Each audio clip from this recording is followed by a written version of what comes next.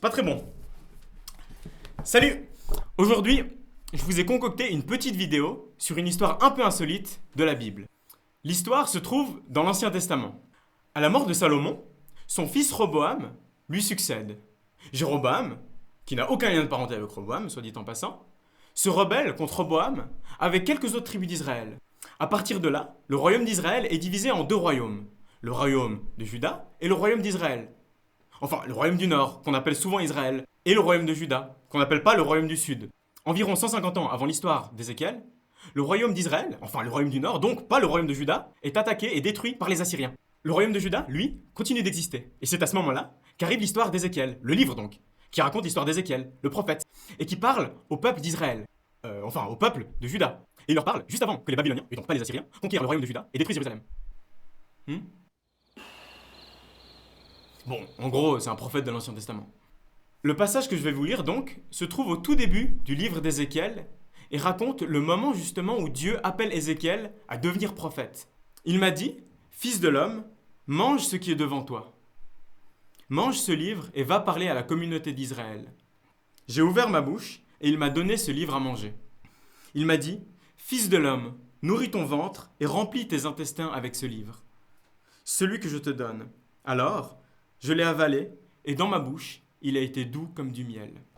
La bonne question qu'on peut se poser à la lecture de ce passage, c'est est-ce qu'il faut manger nos Bibles? Et après avoir tenté l'expérience juste avant, je pense qu'il ne faut pas prendre ce texte littéralement. Pourtant, dans la Bible, c'est pas le seul passage qui compare la parole de Dieu à de la nourriture. Il y a aussi un autre verset, par exemple, qui dit « L'homme ne vivra pas de pain seulement, mais de toute parole qui sortira de la bouche de l'Éternel. » C'est une belle image, mais je doute que les livres, et encore moins les rouleaux de l'époque, soient très digestes. Du coup, qu'est-ce que tous ces versets et ces textes veulent nous dire concrètement? J'ai retenu 3 choses que ces versets et ces comparaisons entre la parole et de la nourriture peuvent nous apprendre. Le premier point, c'est que ça rythme nos journées. Je sais pas vous, mais moi je mange au petit déjeuner, ensuite je prends un petit encas à 10h, ensuite il y a le repas de midi, puis le repas du soir, sans oublier le goûter que j'ai pris évidemment à 4h. C'est vraiment une activité qui est au centre de mes journées et qui les rythme. Et je crois que Dieu, en comparant sa parole à de la nourriture, veut nous dire exactement ça.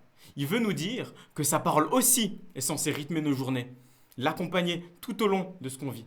Et je crois que ce qu'il veut nous dire aussi, avec cette comparaison, c'est que sa parole est au moins aussi essentielle que de la nourriture, et qu'on en a besoin pour nos journées quotidiennes, pour grandir.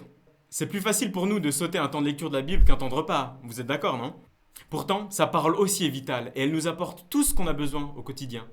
Alors n'oublions pas de la manger aussi chaque jour. Le deuxième point, c'est qu'il faut la manger avant de l'annoncer, cette parole. Ça, c'est lié à la mission d'Ézéchiel. Dieu l'appelle à parler en son nom. Mais pour faire ça, il lui dit d'abord de manger ce rouleau, de manger sa parole. Il faut avant ça qu'il ait vraiment été nourri par la parole, qu'il l'ait mâché, qu'il l'ait intégré. Pour vraiment annoncer la parole de Dieu, il faut qu'elle soit vraiment descendue en nous, qu'on l'ait vraiment intégrée, qu'elle nous ait apporté tous les nutriments et tout ce qu'elle avait à nous apporter. Sans ça, on parlerait de quelque chose qu'on ne connaît pas ou qu'on ne connaît pas bien. Pour faire une petite comparaison, moi je suis un grand fan de Top Chef. Et ce que j'aime bien dans Top Chef, c'est de voir tous les plats qu'ils font et à quel point ça a l'air bon et comme ça me donne envie de manger. Mais concrètement, j'ai aucune idée du goût que ça a. Parce que un plat, ça se mange, ça se regarde pas. Je pourrais pas réellement parler de ces plats. Je pourrais pas parler de leur goût, je pourrais pas parler de leur texture. Pour ça, il faudrait que je les goûte. Et je crois que c'est exactement pareil avec la parole de Dieu. Pour parler de lui, pour parler de Dieu, il faut avant ça avoir mangé sa parole, l'avoir dégusté, l'avoir goûté, l'avoir intégré. Mon dernier point enfin, c'est tout simplement que ça a bon goût. La parole de Dieu est bonne à manger. Le passage qu'on vient de lire dans le livre d'Ézéchiel nous dit que ce rouleau-là avait le goût du miel, que ce rouleau-là était plaisant à manger pour Ézéchiel. Ce passage, ce qu'il veut nous dire, c'est que la parole est bonne à manger. C'est que la parole aussi a ce même goût de miel, a ce même goût bon et agréable pour nous. Je voulais donc terminer en vous encourageant à consommer de sa parole sans modération et apprendre à la savourer.